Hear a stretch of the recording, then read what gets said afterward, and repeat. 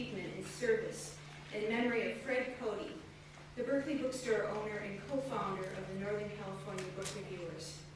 In 1956, Fred and his wife Pat Cody created Cody's Books in Berkeley, a bookstore that became a vortex of community and encouragement for local writers. Pat Cody died this past September. We miss her and dedicate these 2011 Northern California Book Awards to her. She presented the Cody Award, telling stories about Fred in the glory days, and loved to do it. Last year, she stood right here with her walking stick, having taken Bart here from Berkeley to present the Cody Award to Nancy Peters of City Lights.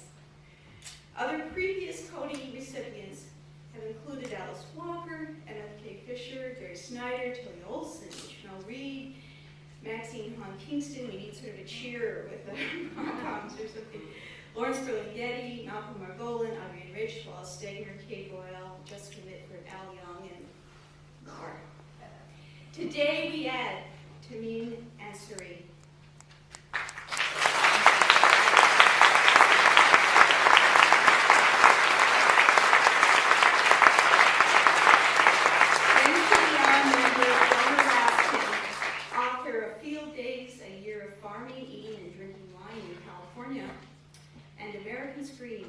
Ginsberg's Howl and the Making of Beat Generation will present. Thank you very much. The Cody Award is given annually to an individual for lifetime achievement.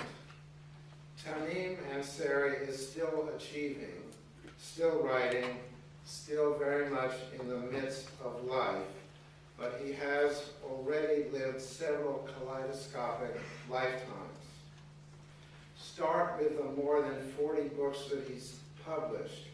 Mix in his work as an editor, his decades-long role as a teacher and mentor at the San Francisco Writers Workshop, and add his full-time job to help Americans understand and appreciate both Islam and Afghanistan, and he's right on track to receive the Cody Award for Lifetime Achievement this year. In an age of unreason, Tamim has been a voice of rationality. In a time of fanatics and fanaticism, he has spoken for secular humanism, which makes him a rare human being these days. He's far braver than I've ever been, going as he does to mosques to invite Muslims to feel compassion for Jews, and into synagogues to ask Jews to feel compassion for Muslims. He's never taken the easy road in life, not since his own childhood in Kabul, where he was born, his formative years in the counterculture, or his intrepid travels in North Africa. He's been a San Franciscan since 1976. He came here to settle down, to get a job, get married, raise a family. And indeed, he's a husband and a father and an irrepressible author, now working on a new book about the history of Afghanistan in the past 200 years, which he explained to me recently is bottomlessly complicated. He speaks about Afghanistan all over the Bay Area and all over the United States, and I wish everyone could hear what he has to say about the land of his birth, to which he is inextricably connected. In an era when writers increasingly, whether they're Chinese American or of Latin American origin, when they increasingly tend to call themselves American writers, Tamim describes himself as an Afghani-American writer, and that seems appropriate given the links that bind America to Afghanistan and Afghanistan to America today. He has not forgotten Afghanistan and won't let us forget it either, and that takes bravery too.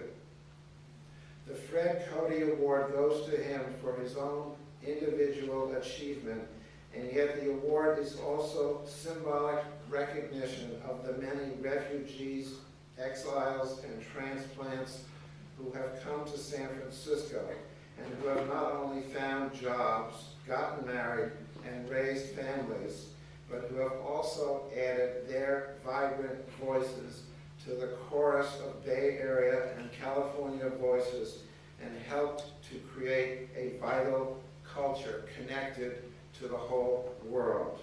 Please welcome Tamim Ansary.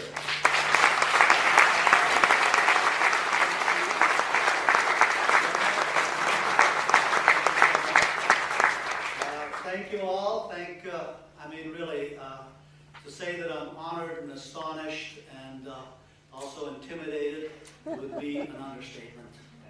I have to say, when I first heard a couple of months ago, you're going to get a Lifetime Achievement Award, I felt the way I did in the last minute or so of No Country for Old Men when the credits started to roll.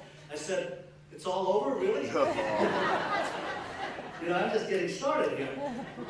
And then I remembered that 12 years ago, I also felt like my life was basically over, and the rest of it would consist of sitting on a porch and starting every second sentence with, when I was your age. And I just turned 50, and I thought at that point I could look back and say, that was pretty good. I'm satisfied. I married the love of my life. I raised 2 great children. I had a pretty good career in educational publishing. And that's good. And then 9/11 happened, and it turned out there was more work to be done. And since then, I've come to really fully appreciate that there's always more work to be done, and it's never over till it's over. However, right now, I just want to say I'm really glad and in some ways amused that this award is partly in recognition for what I've done with the San Francisco Writers Workshop. Amused, I would say, because it's funny to get an award for something that's so much fun and that has been so personally rewarding. It's like getting an A for recess. And I think how much poorer my life would be if I hadn't, because of this workshop, met great writers and friends now like Joe Quirk, author of It's Not You, It's Biology, Erica Mailman, author of The Witch's Trinity and other books, Khalid Hosseini, author of The Kite Runner, and so many others. Beyond that, I feel so privileged and delighted to have been a writer in the Bay Area, in the San Francisco Bay Area over these last 10 years. Because it really feels to me like in the future people will look back at San Francisco in these days and say that was like Paris when Hemingway and Gertrude Stein went there. All these writers knocking up against each other.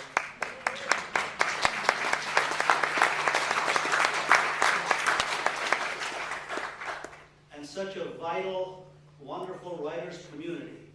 I remember I was at one of the readings that James Warner hosts from time to time, Inside Storytime, and he called up the first reader, and in reading the bio, he mentioned that this person had a reading series of their own at another place, and he called up the second reader, and the bio revealed that this person also had a reading series of their own at some other place. And James said, "Is there anyone here tonight who doesn't have their own reading series?" And I think it's really great that practically every night you can go someplace and see some great local writers reading. Since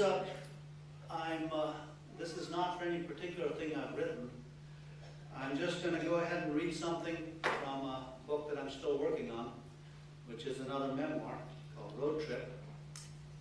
And this is just a little passage that comes near the end of this book. I had an argument once with my friend Roger about what is real. He held that the world is not real. I held that it is. He argued that the world can't be real because it is impermanent. The real, he said, cannot be transitory. Evanescence, for him, proved that another realm exists, a realm from which death and change are missing. But I kept stubbornly asking, why can't it be real and yet keep changing? I concede that Roger was onto something, and I have always known it, but the opposite has always seemed true to me as well. My earliest memory is of coming to the breakfast tablecloth, which was laid on the floor and surrounded by the 15 or 20 people who then comprised my closest family, and discovering that my hot chocolate was not already there, as I had come to expect. Instantly, I was plunged into despair by the revelation that life could contain such agonizing disappointments. No hot chocolate at the time and place where hot chocolate had always been. I had learned something stupendous. I began to cry. But then, a hand came swooping down from somewhere, and in that hand was a cup. And in that cup was hot chocolate topped with foam. And as this was set before me, a shaft of morning light came through the window, hit the foam, and turned each bubble into a tiny rainbow-colored dome. Oh my God. From the depths of hell to the vault of heaven in a single stroke and with no transition, here was a second revelation, fast upon the heels of the first, and a greater one, that the world could contain such miracles. But then came the third tier of the experience. I noticed that the bubbles were breaking. One by one, the rainbows were winking out. The glorious moment was not a glimpse of what is real. It was just a moment. And this turned out to register enduringly for me. This stuck. Impermanence is the essence of it all.